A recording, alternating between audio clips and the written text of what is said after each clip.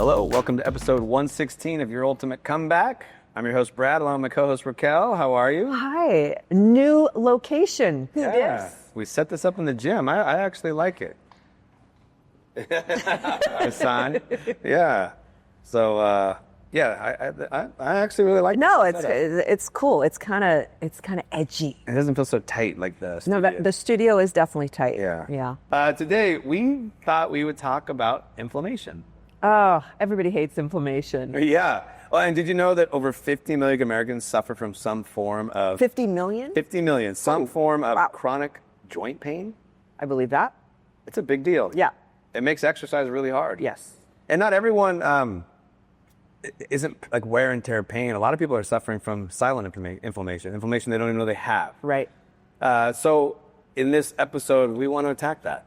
Inflammation. Joint pain, systemic inflammation that's silent, because that's a killer. There's a lot of things we can do to really relieve ourselves. And I'm not talking ibuprofen. Right. I'm talking like strategies to wipe this stuff out. And I believe that life is better when you're not inflamed. Of course. You feel better, you look better, life's more enjoyable, you can do things you love, working out doesn't hurt so much. There's nothing more frustrating to me when I'm suffering joint pain and it affects my workouts. Makes me not even want to do it. I bet. Yeah. I bet. So we're going to call this the anti-inflammatory architecture. Ooh. Okay, Fancy I like word. that. Yeah. And we're going to focus on a few pillars. Mobility. I want to address mobility because I think it's an important thing. Mobility, not flexibility. Mobility. Okay. Yep. I want to talk about nutrition, recovery, supplements, and cutting-edge peptides that can all be used to help with inflammation. Again, the joint inflammation and the systemic inflammation, the silent. So let's start off with mobility. We hear this all the time, movement is medicine. Sure. Really Motion is lotion. We hear that too. Yes. Yeah. And joints are unique. They're not like muscles. Your cartilage doesn't have a direct blood supply to it. So it relies on a process called synovial fluid diffusion. You actually have to pump exactly. We should have had Dr. Jason here for I know. this. He's coming back. He's texting me. He could have come, tomorrow. Oh, shoot. But he's in Vegas working on some athletes today, so he couldn't swing over today. But okay. That's one of the things when he comes back I want to have him talk about because is this joint pumping idea. It's like, if you hurt a tendon or ligament, it takes a lot longer to recover than like a muscle strain or tear. Right. And it's because the body doesn't have a direct blood supply to them. So this whole synovial fluid diffusion, actually this action, they're like sponges, right? Yeah. So to get old waste out and refresh nutrients in, you have to squeeze the sponge through movement. And Dr. Jason and his crew do this thing called joint pumping, which really accelerates healing. I've had it done just because of joint pain and have it alleviate that. You got to get the blood supply into those areas to help clean out the garbage and bring in new, fresh nutrients. There are a few ways of mobility that I really like. My favorite is called CARS, Controlled Articular Rotations. One of my NFL linemen years ago started doing them. I'm like, what are you doing? He's like, oh, it's these things I learned called CARS. And he said, my joints have never felt better since I started implementing it. So I went and got the certification for CARS, learned how to do all the controlled articular rotations through all the joints. It's phenomenal. Is it? I can't explain it. Right. But if you Google controlled articular rotations, CARS, you can find lots of videos on it of all the different ways you can do all the different joints. So I literally learned like the neck, the thoracic spine, the shoulders, the elbows, the wrists, like every joint has a CARS movement to it. Wow. It's phenomenal. So I think if people would implement that, it would really help. It's a little time consuming. It's going to take 10 to 15 minutes, but if you do that every day, way more beneficial than something like stretching. Does it need to be done daily or can it be just done before workouts? Daily is the best way to do it. Okay. Yeah, it's really good. Another great thing that you can do, they call it the 10-minute squat. And basically all you do... Sounds terrible already. It sounds terrible. It's not as bad as it is you just accumulate 10 minutes throughout the day holding yourself in a deep squat position.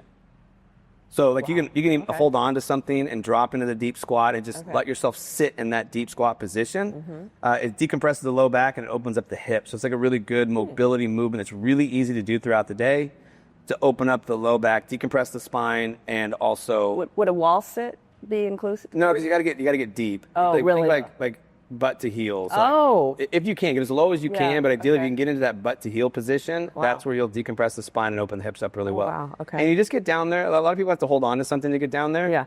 Yeah. But accumulation of 10 minutes a day will really help with the hips and the low back. Wow. Okay. Another thing that I love, Eldoas. This is something I know you like those. Yeah, that Dr. Jason and his crew do as well. I believe in it so much that my son and I, starting next week, once a week, we're going to do Eldoas for an hour every week. Wow. Because I want him to get in the habit of mobility is really important. And Eldoas, and so we're going to do a lot of mobility work and a lot of Eldoas. I just want my son to get in the habit young of like, stretching and mobility work and Eldoa decompression work really keeps me healthy and feeling good. Right. So I think it's really important. Do you have anything to add to mobility? And So different than stretching. Yeah. So I want to address that. So stretching a cold, unstable joint can actually increase inflammation. So I'm not talking that. So you want to warm up well before you stretch. But with mobility, you don't need to be long. You need to be strong through your full range of motions. So you want to be able to move the joints through full range of motion. Like you'll see with the cars, like you're tensing the whole body except for the joint you're moving to create tension in there as you go through as big of a range of motion as you can without pain with the cars. Yeah. So think of it being strong through the full range of motion. So like if you can't get down into that deep squat position, that butt to heel position, that's an example of you're not strong enough to get through that full range of motion. You don't have the mobility to do that. Got it. So this is different than being quote unquote long. It is being strong through full range of motion, so the joints are stable and strong through big ranges of motion. People tend to get hurt in end range positions of joints. Pushing too far. Yes. Okay. Like for example, like somebody hurts their shoulder or something like that doing a chest press. It's not really ever up here. No. It's always down here. Sure. Yeah, because it's an end range position. It's very rarely in these positions here. That's a very general example, but that's why good mobility work builds that strength through the full range of motion, including the end positions. That's why being able to squat so deep is a very powerful tool, because it's creating the strength through the full range of motion. Got it. I'm not a big fan of loading. I know there's all this talk about ass to grass squatting and stuff like that with load on your back. I think the end range position on the bottom is very dangerous for most people. I think for athletes, there's a lot of research showing that only coming to 90 degrees in the squat, like parallel, your thighs are parallel to the ground and up, has more carryover to performance. So I'm not a big fan of loading the body and going really deep. Most people do not have the mobility and strength in the bottom position to support that. So what we like to do is squat to parallel, and then we'll use a lot of split squat variations and lunge variations to train the bottom, the end range on the knee flexion. Got it. So that's kind of how we chose to go about it. You see people get hurt all the time in the bottom part of the squat, especially if they're going too low. They'll butt wink, they'll tuck their hips under. Butt wink is when you're as you're squatting down, your butt kind of tucks under at the like you go too far. Okay. So now you're like putting a posterior tilt is what you're saying? Yeah, you're tucking your hips under, so now you're putting a lot of compression. Butt wink. I have never heard that term. You'll see people when they'll squat down. I see that all at the very bottom. The butt tucks under. That's dangerous. Yeah. Especially under load. Yeah. So that's mobility. Awesome. And just like a quick tip, watch the CARS videos. And if you have Would they be on YouTube? Oh, yeah, they're going to be all over YouTube. Okay. Watch look up CARS videos, and let's say you have tight shoulders, you want to, just find the CARS for shoulder exercise, and just start doing that. And you'd be pretty surprised at how fast it starts helping. I love it. Yeah. Love it. I just want to make a comment about, you're saying inflammation. I think so many of us, myself included, when we hear the word inflammation, as women especially, we think bloat. Yeah. You know, we think it looks in that way, like we're inflamed. Yeah. Right? That's bloated. Inflamed, think like, when you cut yourself? Yes. And then it gets all red and irritated around it? That's inflammation. Oh, okay. That's inflammation you can see. Okay. So systemic inflammation is that kind of response going on inside the body. Inside the body. So it doesn't necessarily mean inflamed looking. No, it doesn't mean bloated and inflamed are very different. Then how is it? I think bloatation may be a responsive inflammation. Oh, okay. So I think inflammation can trigger bloat or like water retention as part of the response. Yes, got it. So you'll see some inflamed people look like they're carrying water in their face. Yes. Yeah, so I'm pretty sure. Okay. I might be wrong saying that, but I'm pretty sure they're correlated. Okay. Yeah. Because like bloating a lot of times is irritation of the gut and intestines causing the bloat response. Right. Let's talk about nutrition. nutrition is pretty simple. Should I grab the circus animals while you're talking about that? You're the one who bought this. I know. For you. I love how they're going down. I put them in the gym, and they're slowly disappearing over time. Yeah. Nutrition is interesting because you're either fueling the fire or you're calming the fire. Mm-hmm. And one of the big issues with our nutrition is that so much of the food we're eating is fueling the fire. Yeah. Anything that's processed is fueling the fire. Anything that has high omega-6 in it is fueling the fire. And omega-6s are fats that are pro-inflammatory. Omega-3s are anti-inflammatory. That would be an example of like why eating fish is so good or taking fish oil is so good. Is because you want to keep your omega-3 to omega-6 ratios in a certain level to keep you in more of an anti-inflammatory state versus a pro-inflammatory state. I believe the ratio is like 3 to 1 or 6 to 1. It's pretty small, of 6 to 3. Okay. You look at something like the beef that you find at like a fast food restaurant, and the ratio is like 40 to 1, omega-6 to omega-3. So like cheap meat. The one thing that I am super bougie with is my meat. Yeah. Grass-fed meat has really good omega-6 to omega-3 ratios to where it's anti-inflammatory. Farm-raised meat is really inflammatory driving. Although I've also heard that grass-fed needs to also be grass-finished, or it kind of doesn't matter. Yeah. It needs to be grass-fed, grass-finished. But it's hard to find that. Yeah. Grass-fed means it was grass-fed until the last 30 days, and then they blew it up with grain to fatten it up. Great. Yeah. It's going to be better than not grass-fed, but you're still going to get a worse omega-6 to omega-3 ratio. Right. Yeah, grass-fed, grass-finished is really important. And what's interesting is grass-fed, grass-finished beef has higher levels of CLA, so it's actually cancer preventative. Interesting. Yeah. Where, like, farm-raised beef, that inflammatory disruption that's why I hate getting these conversations periodically with people like, oh, haven't you read the studies on meat that they're bad for you? It's going to kill you. It's going to cause all these issues. And the question I just asked is, wait, was that like commercially raised meat? Yeah. Processed meat? Or grass-fed, grass-finished meat? We're like, what do you mean? I'm like, well, if you look at grass-fed, grass-finished, or wild game, it is really low in omega-6, really high in omega-3. The ratio is really good. It's actually anti-inflammatory, cancer preventative. It's really good for us. Oh, well, people don't eat that stuff. I'm like, that's not the like, if you're eating processed meat or really cheap meat, it's going to cause health issues. And that's why some people are like, that's why I'm vegetarian. It's like, well, you got to include this. People need to know this. Yes. Because if you're doing it for health benefit purposes, the grass-fed, grass-finished, or wild game is really good for us. So, and if you're somebody, like my daughter was a vegetarian for a while. She loved the animals. Yeah, right. I never... Different story. I never tried to convince her to stop doing that until she was ready. I supported that. I loved that she stood for something. Yeah. But from a health standpoint, grass-fed, grass-finished, and wild game meats are really good for us. Colorful plates, like dark berries, cruciferous vegetables, all those are really good for us. The dark berries, I thought, had a big histamine response. It depends on the individual. Oh, does it? Yeah. I was listening to a doctor talk about a lot of times that's an estrogen thing that can cause, or maybe lack of estrogen. I probably shouldn't even bring this up because I don't know how to say it properly, but I don't know. It was, but that there was, I'm going to send you the link, that there's a correlation to why certain people have a response to it and others don't. I mean, it could be, some hormonal stuff, I guess, is what it. Well, it could be the immune system as well. Yeah. But from your reset, what did you cut out? Just blueberries? Well, okay, so blueberries aren't bad. No, I'm not saying they are. But yeah, I cut them out. So from the reset. Well, we should tell people what that is since I'm bringing it up. So the reset was the book that I wrote back in 2016. Food sensitivity testing is something I really like, and I think people should do it. Yeah. So when I wrote the book, HarperCollins loved that idea, but like, hey, we can't make people go out and do a 400 blood test, come up with a solution. So what I did is I had 350 sensitivity tests that I had ran at that point, and I just went through and I found all the most common sensitivities.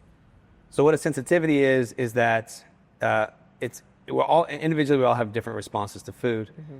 So if you have a sensitivity to a food, it could be a healthy food like blueberries, but when you eat it, the body responds poorly to it and responds with inflammation. So blueberries was a very common food. Wild. Yeah. Everybody's overdoing them. Well, yeah. And so I still remember I was sitting in the lobby in New York City of HarperCollins to go up for a meeting, and I'm about to present this whole thing. I showed them my list of the most common sensitivities, and like blueberries was on them. I'm like, God, everybody knows this is a superfood. But as I'm sitting in the lobby, I'm watching people come in for work that day, and I can't tell you how many people walked in with a bag of blueberries or a bin of blueberries. Yeah. So if you overeat the same thing all the time, that can create a sensitivity. Sure. So like on the list was beef was common, eggs was common. We tend to overeat those. But then there was like broccoli. It's a superfood. But it's like one of the most common vegetables people eat. I mean, whenever you go to a restaurant and ask for vegetables, you're getting broccoli and carrots. Sure. Yeah, blueberries popped up. A salmon popped up. I'm like, that's an interesting one. But then when I realized that most people eat fish, they eat salmon.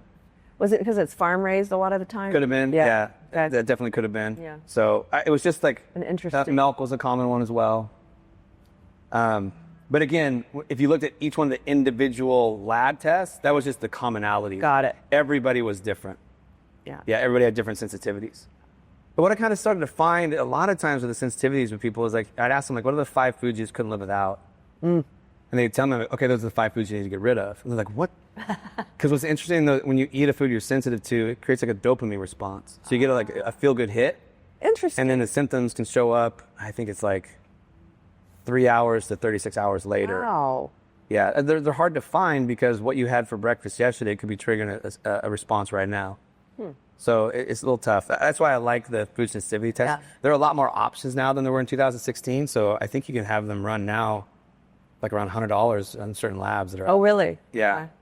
And doesn't it, if I recall correctly, it gives a degree to which your one is sensitive to it, right? Yeah. So it would give like green, yellow, red. Right. Yes. Yellow was warning, red was bad. Yeah. What I would tell people is like just cut out the reds and the yellows and just stick with the greens. Yeah. And we're good. Yeah. So why dark berries, dark skinned fruits are better? They have more antioxidants in them as well. That's why we like those. Hydration for lubrication. This is a really important thing, is that your cartilage is roughly 80% water. So even if you're 2% dehydrated, it can lead to increased joint dysfunction. Yeah. I even see a lot of people with back pain is because they're dehydrated. The disc spacing isn't as it doesn't have as much a fluid in it as it should, so they're losing the spacing. That can cause pain. So hydration for joints is really important. To the hydration point, I saw a meme talking about, we never used to track how much water when we were growing up. Did you ever see anybody with a water bottle? Never. No. So why weren't people back then in that horrible way? Or do you think they were and they weren't aware of it? Because hydration now, everybody has a water bottle everywhere they go. I mean, I guess if we could go back and look at how healthy we were back then. Maybe the food wasn't as bad. I mean, cumulative stuff probably, right? Yeah, life was a lot different back then. Yes, less stress, better foods. Yeah, and when you would leave work, you would leave work. Yes. You look at the amount of information we're exposed to. Good point. I believe that the amount of information we are exposed to on a daily basis today is equivalent to like reading 80 newspapers. And we don't even realize how much stress that's causing. Yes. Our children today have access to more information than the president did in the mid-'80s. Crazy. So there's like crazy amounts of stress in us. Yeah. Environmental toxins are worse. Right. I mean, we breakfast is a lot different now. Yes. Like we see a lot of steak and eggs back in the day, and then that got deemed as like really bad. Right. So I don't know. Yeah. But it's just wild. I mean, I think about that a lot because I'm very, hyper-vigilant about drinking my water. And most people I know are also. Yeah. And it didn't used to be that way. So you wonder, what? But I feel very different when I'm drinking enough water and when I'm not. Do you? Oh, God. How so? I went through a period where I just kind of got used to not drinking water. When you say not drinking water, that's just not carrying a water bottle, or you? I would literally have a glass of water when I wake up in the morning and then maybe a glass of water in the evening. Wow. I was doing a lot of energy drinks. I just was busy. Okay. I kept trying to bring water bottles in, then I lose them because they're always black, and in a black gym, it's easy to lose. So now I have a white one. Perfect. And my markers are showing dehydration pretty bad. Okay. The doctor's like, you got to drink more water, man. So now I'm drinking more water, and my energy's better, my brain works better, my joints hurt less. I was going to say, but that's got to be a part of it. Yeah, I notice a big difference drinking enough water. That's great. I just tell people, like, if you question it, like, try to not, or increase how much you're drinking, and It was a hard transition, but like the first few days of drinking enough water, I was like, I couldn't get through a 45-minute training session without going to the bathroom. Yeah. But I'm glad that's finally over because that was getting rough. So any questions on or thoughts on mobility or nutrition? No. I'm a fan. Okay, sweet. I'm a fan. Okay, let's move away from moving the joints and feeling the joints. We need to talk about the off switch. So all the movement in the world won't help if your body never enters repair mode. So it's really important that recovery gets brought into play. I think it's one of the most important factors of recovery is if you train, is if you're not recovering well enough, it's going to lead to joint pain. One last thing about nutrition is gluten is a really interesting one. A lot of people don't think they're sensitive to gluten, but they have joint pain. And I've noticed a lot of times if people take gluten out, their joint pain drastically reduces. Like voila. Yeah. So, okay. So let's talk about recovery. Okay. The science of the quote unquote off switch. Okay. We are not good as Americans turning it off. No. Okay. So sleep. Sleep is like the most important factor because when you fall asleep, your body releases growth hormone. And growth hormone is essential for tissue repair. So we need to get as much of that as we can. Additionally, chronic sleep or chronic stress keeps cortisol high. While cortisol is anti-inflammatory in short bursts, chronically high cortisol makes your tissue resistant to its effects. So if you're chronically stressed, you're not getting the anti-inflammatory benefits of the cortisol. It's actually causing a lot of havoc. It's creating basically a runway for inflammation. So high stress is also driving inflammation. So a couple tools I really like. I love contrast therapy. It's one of my favorites. Now, you have to have a sauna and a cold plunge. What I love about around here is there's a lot of places now that have them both in the same room. So basically, you sit in a sauna for 15 to 20 minutes, followed by a cold plunge or a cold shower for 2 to 3 minutes. And you just cycle it. And basically, it's vascular gymnastics. So what's happening is you flush metabolic waste out of joint tissues, and then you pull fresh nutrients into the tissue. It is my favorite tool to use for recovery. Well, you're wearing your chili dip. Oh, yeah. And what I like, Chili Dip just came out with a sauna as well. Oh, they did? Yeah. Oh, very cool. Yeah, I don't have a sauna at my house, but I have the Chili Dip. Yeah, so I use that. So I'll try to do that with hot showers when I'm trying to do it at home. Okay. If my hot tub's working, I'll do both of those. Sure. That's been a pain in my rear. The next big purchase I'll make is a sauna, though. Yeah. I think saunas are incredibly important. There's a cool breathing strategy you can use called the 4-7-8 breath. It really lowers systemic stress. What you do is you inhale for 4 seconds, hold for 7 seconds, and exhale slowly for 8 seconds. Basically, it flips the switch from your body being stuck in a fight or flight state to rest and digest. And it only takes a few of those for that to work. Okay. So if you're in a heightened, stressed out state, just try a few of those breaths, and it'll bring you back very quickly. That's interesting because I'd always heard box breathing. Box breathing is another one. Okay. Yeah, box breathing is breathe in for 4, hold for 4, breathe out for 4, hold for 4. Yeah. The longer exhale calms the body down faster. Okay. I like to do these 3 or 4 of these when I'm laying in bed. 8. Yeah, when I'm laying in bed, right before I fall asleep, I'll kind of finish the night off with 3 or 4 of these. Okay, good to know. I think I make it through 3 or 4. Yeah. But I typically crash out by the time before I finish 4. And then active recovery is really important. So that's one of the biggest reasons I'm such a big fan of walking, is because walking improves blood flow, calms down the stress response, improves insulin sensitivity, but it's a very easy way to get enhanced blood flow. And that blood flow really helps with recovery and bringing down inflammation. Yeah. So anything and everything we can do to calm the body down, to bring us out of that stress state, which is weird because you get people into that state and they're not used to being there. A lot of people don't like it because they're so used to being in a fight or flight state. It's a hard one. Yeah. It sounds really easy, but it's a really hard one. I think another powerful thing is if you don't have contrast therapy, if you just get in a sauna 3 or 4 times a week for 15 to 20 minutes, it is so good for stress. It cleans the system out, gets you sweating. But the studies show from a cardiovascular health standpoint, drastically reduces your risk of heart disease. Really? Like drastically. Wow. I think if you go 4 times a week for 20 minutes, it lowers your risk of heart disease or heart attacks drastically. Wow. Because it's bringing down the inflammation, calming the body down, bringing the stress response down. It's really phenomenal. I think the biggest common mistake I see with people thinking they're doing recovery is passive recovery, like sitting on the couch and watching TV. You have to be moving the body to move the blood flow for true recovery. And you can challenge this, like after, let's say you work out hard Monday, Tuesday, Wednesday's your quote unquote recovery day. It's on your recovery day. Try contrast therapy, go for a walk, do stuff to actively recover, and then document how you feel the next morning. Mm-hmm. And then the next week, train, and then sit on the couch and do nothing on the recovery day. Yeah. And document how you feel the next day. Huh. It's drastically different how much better you feel. That makes sense. Yeah, and how much better you recover that way. I think a quick easy tip is make sure your room's cold. Ideally 65 to 67 degrees for better sleep. Turn off screens 60 minutes before bed. Yes. And that plays a big role in sleep as well. For me, for sure. And those two simple strategies right there can drastically improve sleep, which leads to more growth hormone, which leads to better repair and recovery. Yeah. So anything and everything you can do to sleep better, I think that's kind of when I'm coaching people on this stuff is where I start. Yeah. We get sleep dialed in. Yeah. I slept for 10 hours and 15 minutes the other night. Damn, that's awesome. Isn't that crazy? Tuesday night, I woke up at 1 a.m. Don't say you didn't get back to sleep. And I did not go back to sleep. Yesterday was a very rough day. Oh.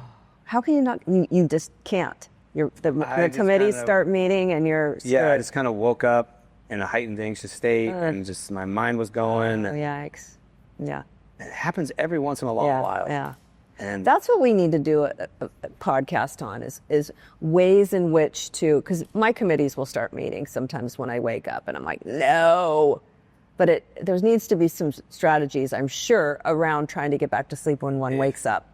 Yeah, if someone has one, I'd love to hear it because I haven't found any that works. Okay. I've tried everything. Have you? Yeah. Okay. I'm going to look that up. I'm curious. Every supplement you can imagine. Yeah. I've tried to get an insulin spike, eat a bowl of cereal, try to get an insulin spike and a crash. They call me, bring me down. Yeah.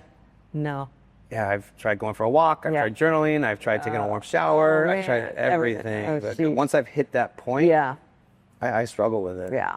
And it happens very rarely. Yeah. So let's talk about pillar 4, some supplements. There's targeted support that we can use to help with inflammation. Mm-hmm. So we can use supplements to kind of fill the gaps where nutrition misses.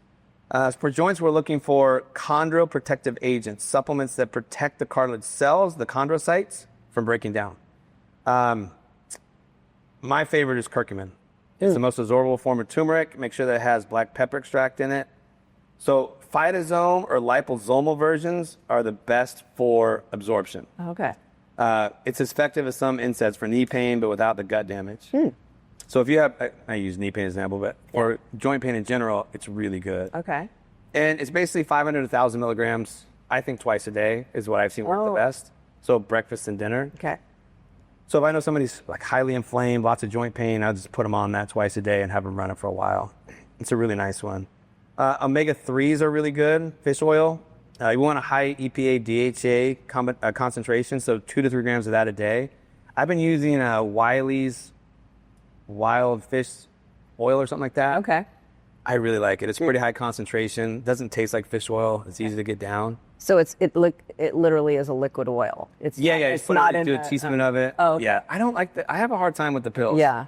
One, they're really big. I hate swallowing big pills, so I won't do it. But they make the burping of fish after you have them is nasty. I'd rather just swing it down and get it over with versus dealing with it burping it back up all day. No. So, and a high EPA DHA fish oil concentrates can really help with cardiovascular inflammation. That's another really positive benefit.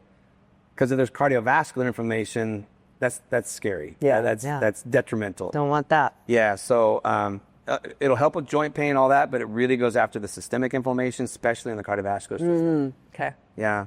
And then collagen, peptides, and vitamin C work really well. I like this if someone is hurt and they're trying to heal up real quick, like if they have a tendon or ligament injury they're healing from.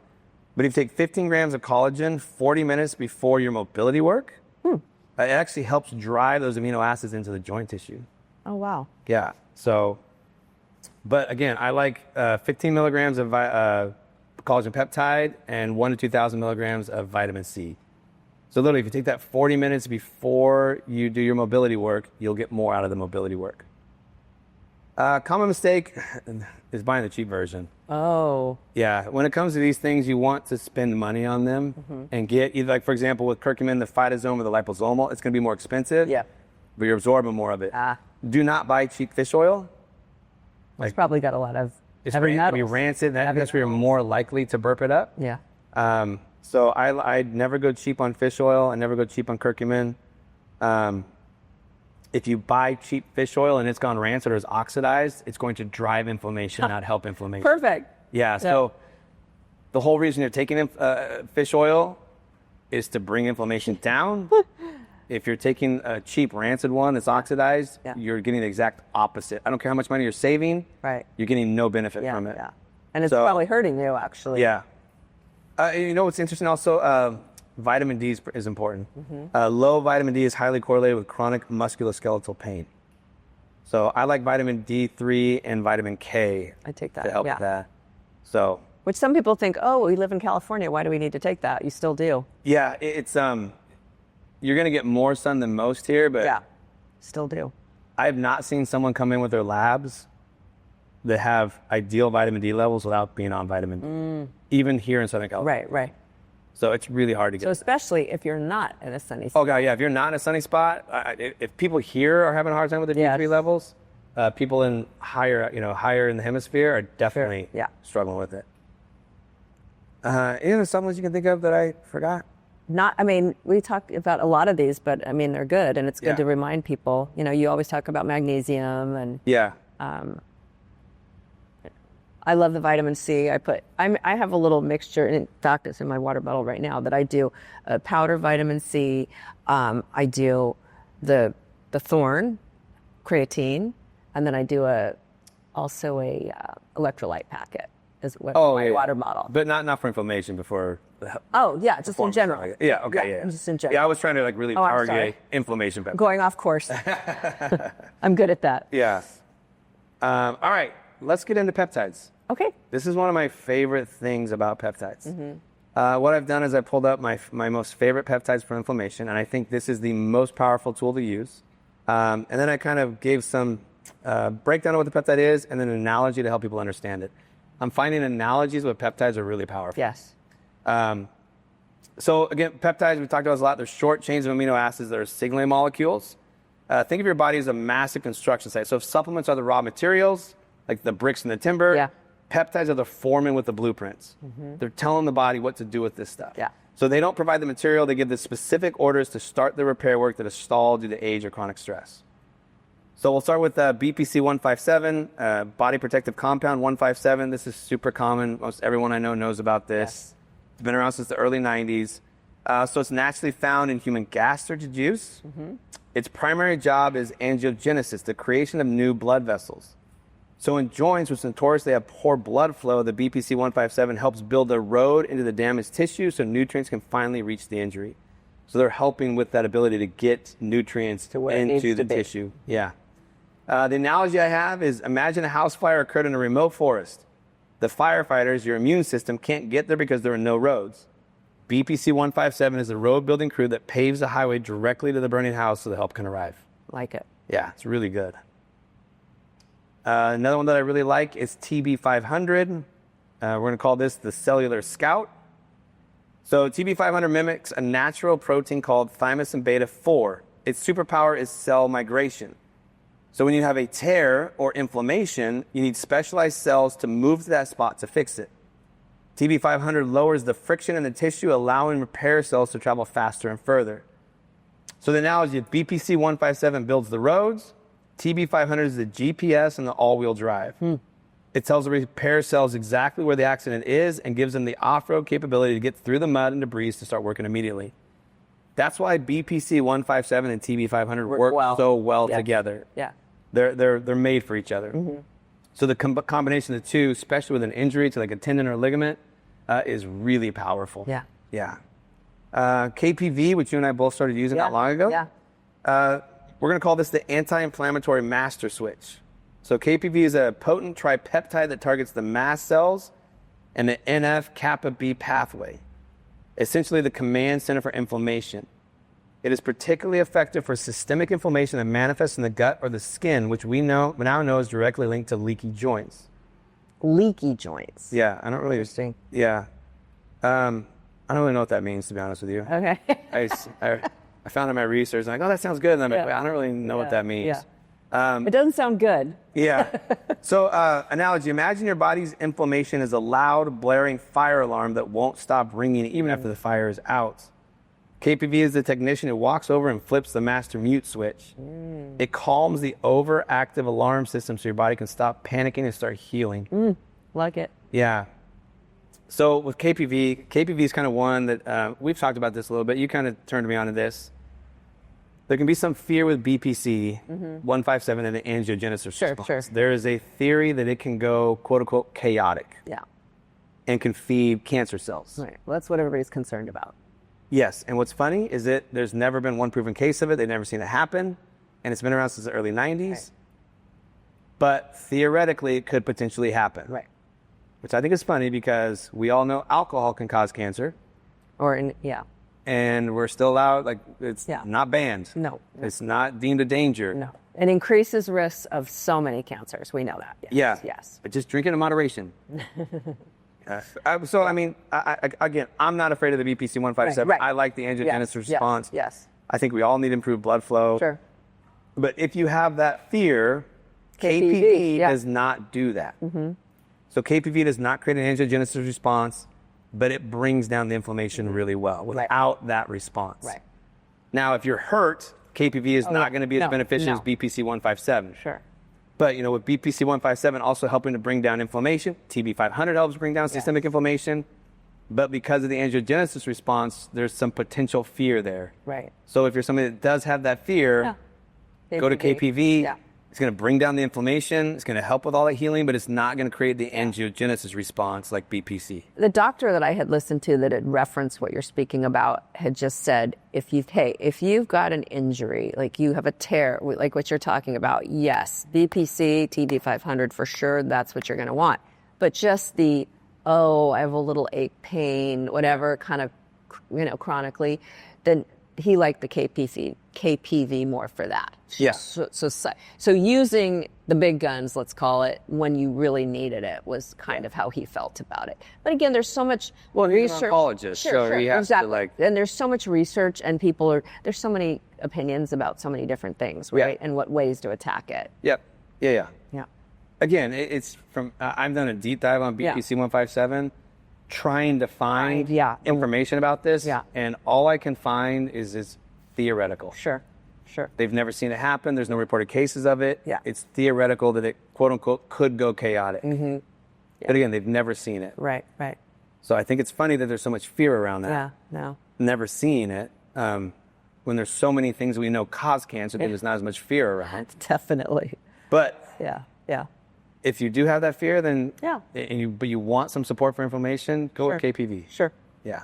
But if you are hurt, KPV is going to be nowhere near as helpful or impactful as BPC or TB 500. And if you have more questions on peptides, I know we talk about them a lot. And the more I talk to people about peptides, the more I know how confusing it is. Yes. I talk to a lot of people that have peptides and don't know what the hell to do with them, or they have them and they're taking them wrong. Right. So if you have questions on it, you send us a message on our Instagram. Yeah, DM. Just a DM on our Instagram, and we'll help you kind of get those questions answered, because I'm learning that clarity is really needed in that world. Yeah. It's amazing to me how many people have their hands on them, but are panicking and don't know what the hell to do with them. Okay, so common mistake I see with peptides. These things aren't magic. No. People think it's going to be an overnight fix. Like, I'm going to take this and feel better tomorrow. Sure. It's not like that. Periodically, I'll come across somebody that feels relief right away. Yeah, but you think it's placebo when that happens? Not always. Okay, good. Not always. I have one client who has been through some horrific injuries that hasn't been able to squat down. Like, to play catch with the sun, hasn't been able to squat down for probably 8 years. Wow. After 2 days of being on BPC 157 and TB 500, he's got into a deep squat and had no problem. He's like, what the hell? Oh, wow. That's not placebo. Yeah. But I think there is some placebo effect. People think it's going to make me feel better. They start taking it. They do, which I'm good with. Yes. Placebo effect's powerful. Yes. It's going to take some time to remodel tissue, right? So especially tendons. So we're talking like 3 to 6 months of consistent signaling and aiding in that process. Right. So it can speed up the process compared to what happens without them, but it's not going to fix it in a week or in a day. You got to be on these things for some time. Yeah. So most people... And that's like cycles you're talking about, Yeah, most right? people recommend like going 12 weeks on them, 4 weeks off of them. Right. So I would say like 12 weeks on, 4 weeks off, 12 weeks on. At that point, you're going to notice a drastic difference from them. You're going to feel improvement as you go through that, but it takes time. Yeah. So... And as we've talked about before, other things have to kind of be supported as you're doing this. Yeah, lifestyle is very important. Like if you're not eating well, you're not training right, you're not sleeping, you're not hydrating, peptides are absolutely pointless. Yeah. But if you're doing those things, peptides can come in and be a magical solution. Sure. So if you're eating to drive inflammation, you're stressed out, you're not sleeping, driving inflammation, you're not drinking enough water, driving inflammation, and you try to bring in an anti-inflammatory peptide, it's probably not going to do a whole lot. Yeah. It's going to be kind of a net zero. Yeah. So you got to get the lifestyle in check to really get the benefit of, for example, inflammation peptides for them to really help. But that's so much, right? Yeah. I mean, having all those things in check. What's your little saying? Schmeck in check, right? Yeah. Right? Yeah. But it's important, though. It bleeds into so many other areas. Yeah. If your schmeck is in check, then these will really... So remind everyone what that is. I knew you were going to ask me that. Sleep. So what these are signals that you're doing a good job taking care of yourself. Yeah. So you're sleeping well. Is it a C? Your cravings are in check, meaning you don't have wild cravings. Yep. SH, hunger. Your hunger is in check. You're not hungry all the time, but you still have an appetite. Every 4 to 5 hours you want to eat. Right. So SH, M is mood. You're in a happy, optimistic mood. You're not grumpy, irritable, things like that. If your energy is stable. Meaning that you have good energy all day, not highs and lows, not super low. And then last one is cravings, if your cravings are in check. Yeah. So good job, you did it. HMEC. Yeah. Schmack. I learned that from Dr. Jade Tito. Yeah. It's a great tool. Yeah. So that's a really good symptom tracking to know what you're doing is working and need to make a change. Mm-hmm. Yeah. So I think that's it. Yeah, I love it. You hit a lot. Yeah, that was a good deep dive on inflammation and tools you can use to help fight inflammation. Mm-hmm. Yeah, I like that. Boom. Because it is a big, we're all kind of a work in progress, right? Yeah, we live in a high stress, inflammatory driving world. Mm-hmm. So you have to be really methodical about the things that you're doing to work against all that. Yes. I think. Yeah. And it's a full-time job, Brad. It is. I think about that sometimes. Full-time job. Wellness. Yeah. Yeah. Longevity. Full-time job. Yeah. It's not easy. Mm-mm. And our world does not make it easy. No. There's no shortcuts to it. No. There's no healthy fast food options. There's, Well, yeah, you're right. I mean, there are better options, but there's no super healthy fast food option. Yeah. There's no drive-through that's a healthy. That's a good point. Yeah. You can stop places and wait for them to make your meals in a healthier option. Mm-hmm. Yeah. But I think we're trying to put as many eggs in that healthier basket as possible, right? Which is the goal. Yeah. I think it's not perfection. We're not looking for perfection. Never achieve it. Yeah. Unless you don't work, don't have children, or not in a relationship. You're just a hermit by yourself. Yeah. On your island, your farm. There's that guy that wants to live to be 150 years old or whatever. I don't know, some guy. Okay. They did a documentary on him. Oh. And oh my God. From the moment he wakes up to the moment he goes to bed, he's doing all these things, taking all these supplements. It is crazy what this guy does day to day. Yeah. So. And how old is he? I don't know. Don't say he's only 50. I don't know how old he is. Yeah. Okay. I got to look for that. He's some wealthy entrepreneur, sold his business and lost money, and he now sells products and stuff like that to try to help, and has all these labs done all the time. He does crazy. It's all day long. Wow. Everything is layered around. Sure. Him living to be. It'll be interesting to see if that really comes to pass. Yeah. Right? Yeah. Well, thank you for this. This was a lot of good information. Beauty. Yeah. Thank you. You're welcome. See you next time. All right.